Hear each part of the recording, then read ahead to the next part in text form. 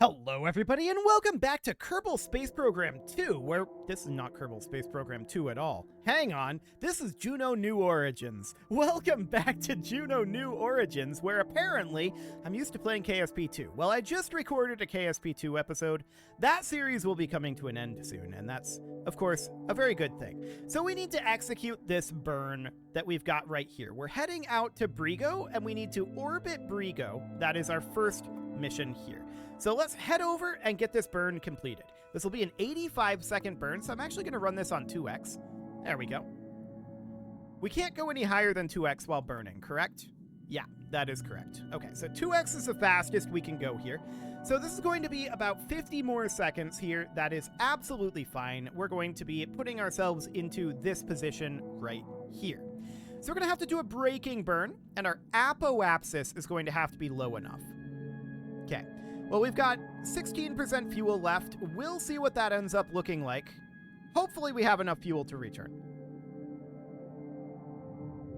Okay, so we're now in this position right here, and we want to be, like, right up over here. Let's warp up here for now to move our view in. Okay, so we're actually going to be jumping over a little beyond the apoapsis. This timing isn't absolutely perfect. But let's just fast forward here until we enter the sphere of influence. There we go. That'll do. And now I want to do a planned burn at the periapsis, and we need to do a braking burn here. And we need our apoapsis to be under 2,000 kilometers. So that's going to be something like that. Should be fine. That is 355 meters per second, and how much do we have? 1.31.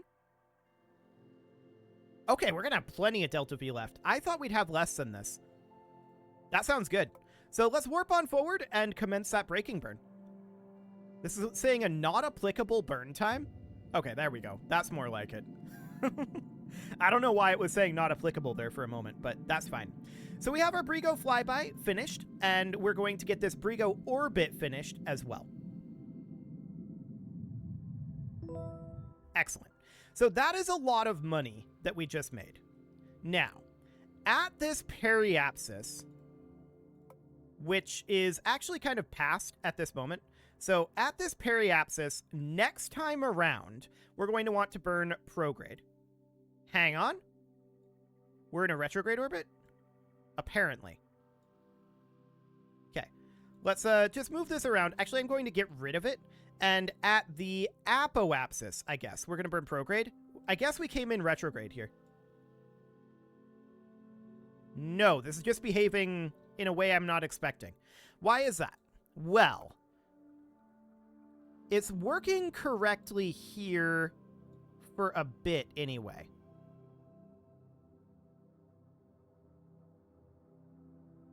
Okay, let's see about changing our timing on it.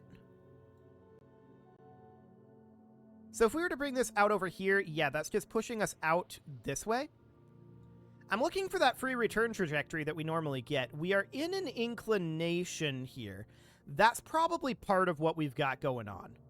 So I'm going to get rid of this. We're going to put this at the periapsis, and I want to push us out into the sphere of influence, and now it's probably going to be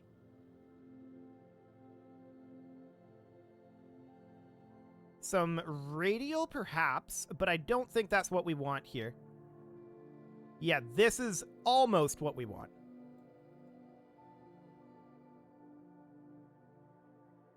Almost.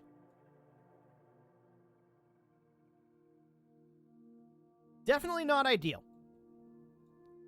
We know we have a lot of DV, so here's what I'm going to do. I'm not going to do it this way. How much DV do we have? We have 953 meters per second. Okay. So in that case, at the apoapsis, I'm going to push us out this way. That's going to propel us into that orbit. No, I don't like it. We're going to go with the periapsis. This is the way to go. So at the periapsis, we're going to push this out and just barely escape this orbit. Like so. I would dramatically prefer that this comes in much closer than this. but it's not. And so the question is, what do we want to do about that, right? This is only a very, very small amount of delta V. Oh, we can change the sensitivity here. I just realized that. Okay, well, that will help matters. Okay, so that is fine. We're just going to do something like this for now. So let's go ahead and execute that burn. It's only 11.5 meters per second to get back in here. And then from here, we're going to make some alterations to our orbit once we get back in here. Okay, so now we need to warp over to here and escape from the sphere of influence. Okay, and we need to do a planned burn like about here or so. And that's going to be a retrograde burn, and we're going to pull that in. Okay. I don't know why this is currently not showing us. I guess because we're not in the SOI? Presumably. Okay, we're going to arrive at this in a few minutes. So I'm wondering, what sphere of influence are we in? We're going to exit the sphere of influence in a minute. Okay. Let's go ahead and exit that sphere of influence. That'll make things make a lot more sense. There we go. So now we're in the sphere of influence of Drew. That looks correct. So we're going to plan a burn here.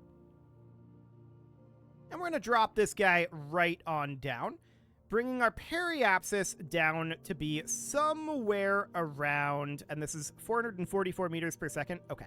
Somewhere around, I think, 40 kilometers should be reasonably fine. That is apparently an impact trajectory. But this is saying 45.8 kilometer periapsis. I don't know what our periapsis is actually going to end up being here. That'll be interesting to find out. Let's go ahead and target the... Well, I want to target Drew, specifically. Okay. So 55.9 kilometers should be fine. We're going to have some remaining DV here. How much? We've got 941. Yeah, we'll have a decent amount. So we can do a radial retrograde burn up over here. That'll be okay. So let's go ahead and execute this burn. There we go. And we're going to commence that burn right now. So we just need to get this returned at this point. Both of these are finished, and we've gotten our payment for them. Excellent. So I'm just going to drop this right on down. That will do. So what is our current periapsis? 55.8 kilometers. Okay, that seems about right. So we're going to be coming in on this side, correct? Correct. We're going to be coming in on this side, and I want to do the burn sometime around here or so. So specifically, this is a periapsis of 5.83 kilometers. This says 55.8. Okay. Well, let's give it a little radial to pull that back out.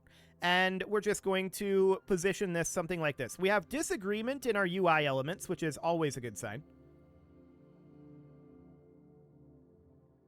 And this is more DV than what we have. We have 494 meters per second. Okay, so I'm going to actually get rid of that.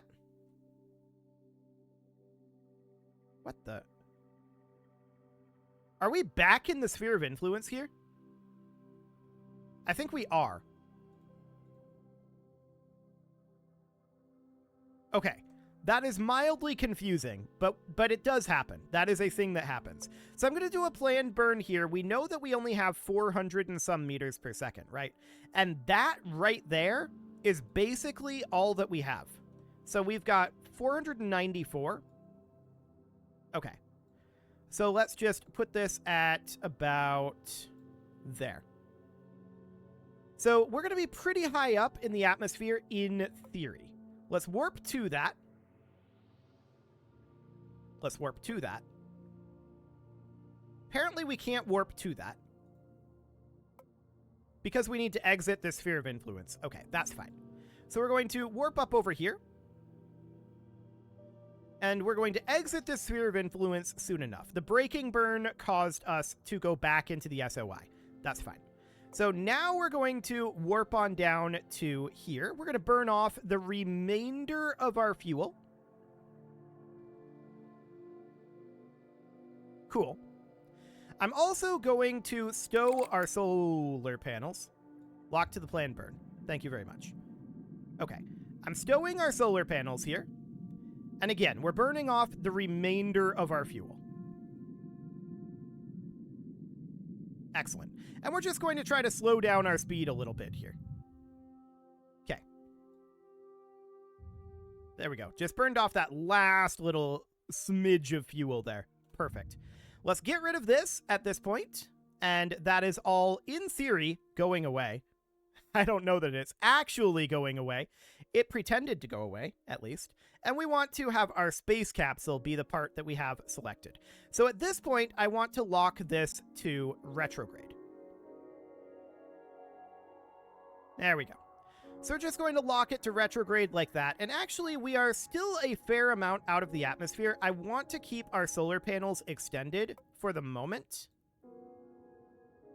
because I want to make sure that we have as much battery as we can. So as we head in, this will be fine. We can see our surface velocity is pretty up there, for sure. And that is 100% understood. I'm not too concerned about it for now. I just want to be locked to surface retrograde, which is correct, and I want to make sure that our panels are good.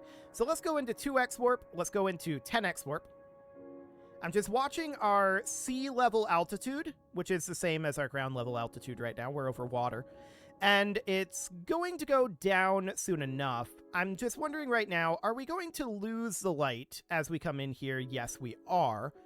So that seems okay. Where is the sun currently? There? Okay, it's pretty much gone then. So I'm going to immediately stow our solar panels. There we go. Don't want to lose... Hang on. This one didn't stow. Are you stowing? Stow. Okay, there we go. Now it's stowing. Perfect. So it's going to be a little dark, but we should definitely get a good sense of how the plasma effects in this game work. So that should be good. And we know that our periapsis is only 60 kilometers. I'm not actually sure that this is enough to aero capture us on one pass around, but we'll find out. We're still feeling out how all this stuff works. We're definitely in the atmosphere right now. We can see that we are wiggling around a little bit, and there's a lot of drag there. No doubt about that. Yeah, we're slowing down. So that's good. We're currently 58 seconds to the periapsis, and the question is, are we going to exit the atmosphere and take a second pass on this? We'll find out. I want to take a look at this heat shield here. Okay, so this is the current temperature, and this is a heat shield value. Is this like the ablation? Yeah, that must be the ablation.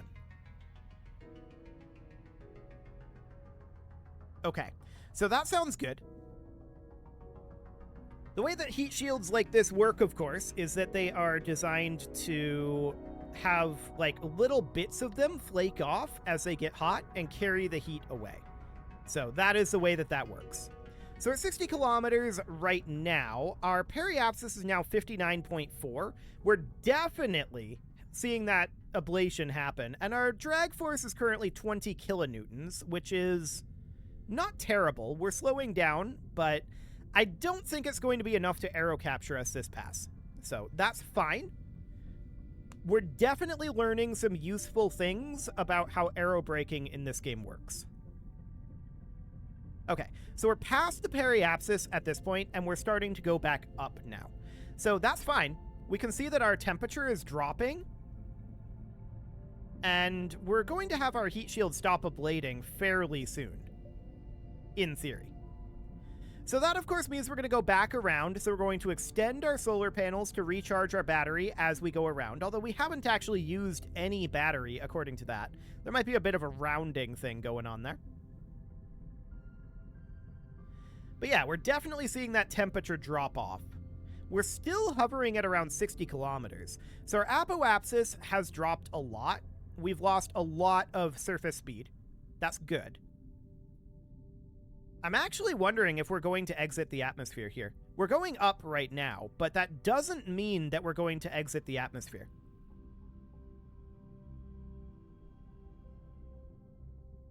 Interesting. So our apoapsis is currently at about 180 kilometers. I'm watching that drop. I don't think that we're going to exit the atmosphere here, actually. We can see our heat shield has stopped ablating. It is below its threshold for ablation. That's good. And yeah, the apoapsis is going to drop down below 80. We are not going to exit the atmosphere. We are going to arrive at the apoapsis pretty soon here. No doubt about that. And you can see here, we're still cruising along at a pretty high speed. No doubt about that. So let's let that come on down, and we're going to have to coast for a while here. Our periapsis is currently not applicable because we are going to impact. That is understood. And our temperatures are just continuing to drop for right now. We're still quite high up, and we're still going up at this moment. But that is going to start going down, and our apoapsis is definitely within the atmosphere. Remember, in Juno, as opposed to KSP, the atmosphere threshold is 80 kilometers. In KSP, it is 70, but here it is 80. So we're well within the atmosphere, and that's great. We can see our surface velocity continuing to drop. However, we expect that because we're rising up, and gravity is fighting against us as we do that, right? So we expect our surface velocity to be going up when we're going towards the periapsis and down when we're going towards the apoapsis. For now, we're still cruising along at pretty high speeds. So we had lots of heat shield ablation left over. We definitely could have dove deeper into the atmosphere here. I wanted to target it up this way because I wanted to feel out how exactly this goes, right? We've been just kind of flying by the seat of our pants on these re-entries. I say these re-entries. This is only our second re-entry, but it's definitely a matter of needing to figure out how they work. So this is absolutely good information that we're getting here. This is a very safe re-entry. So that's noted. I think in reality, we should target a little lower. Somewhere around 40 kilometers would probably have been overkill, I suspect, for that re-entry. So maybe somewhere around 45 kilometers or something like that. Just a little deeper so that we don't go back up for a period there. That would be useful. Now, speaking of useful, we're currently accelerating towards the periapsis. We are going down with gravity. Gravity's pulling us down, and we're going down. So we are expecting our surface velocity to be going up. At this point, we're expecting to increase our speed. The fact that we're not is merely because of drag, and that is a really good sign. So we're seeing heating effects starting to build back up here because we're getting back deeper in the atmosphere. We'll see if we start ablating again. We've got lots of ablation left, so I'm not too concerned about that. And we know that our drogue chutes can be deployed at 1,000 meters per second. So that is definitely good information to have. Okay. We can see that that drag force is building up. Fuel tank is taking heat damage. We don't care. That's fine. We can tell that the drag is going up here, and that is good. That is, of course, indicative that the atmosphere is thickening.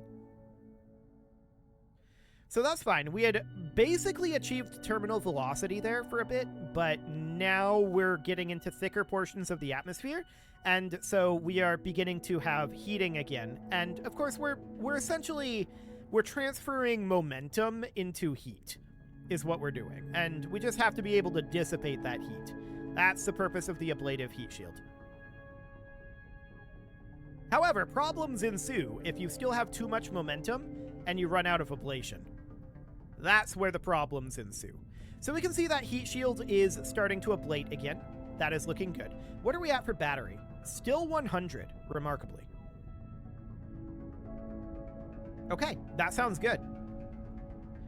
25 kilonewtons of drag force. And still going up markedly. 30 kilonewtons of drag force. And we're still 45 kilometers above sea level. Well, 47, actually. So that's very interesting, for sure. We're up over 40 kilonewtons of drag force. Gonna hit 50. We can see our temperature is dropping. 55 kilonewtons of drag force. 60 kilonewtons.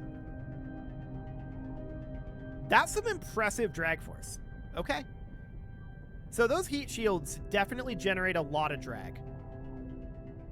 75 kilonewtons is where we might actually get to 80 here.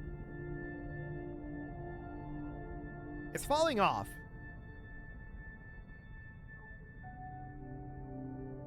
$80 kilonewtons of drag force. Okay, that's where we peaked. Fascinating. So we can see we're still 27 kilometers up right now, and we're dropping down below safe speed for drogues. I'm going to go ahead and fire our drogues. I don't know if these are actually firing. Well, deployment is 14.5 kilometers. So we'll see if they auto-deploy now that I've enabled them. So that'll be at 14.5 kilometers. So we'll need to let this drop down. That's absolutely okay. We're at safe velocity. We just need to get to the altitude. Okay. That was very abrupt. I guess it did it early. We were at like 15 kilometers. I don't know, maybe there's a rounding thing there. So our drogues are out, but they're not deployed. We're going slowly enough to get our main deployed. So that's not going to deploy until like 4 kilometers, and we know that the drogues will auto-cut there. We could disable the drogue auto-cut, and that's maybe not the worst idea in the world, but we'll see what this ends up looking like. So yeah, this is in the armed state right now. So as soon as we get down to, in theory, 4.33 kilometers, that should deploy. In theory.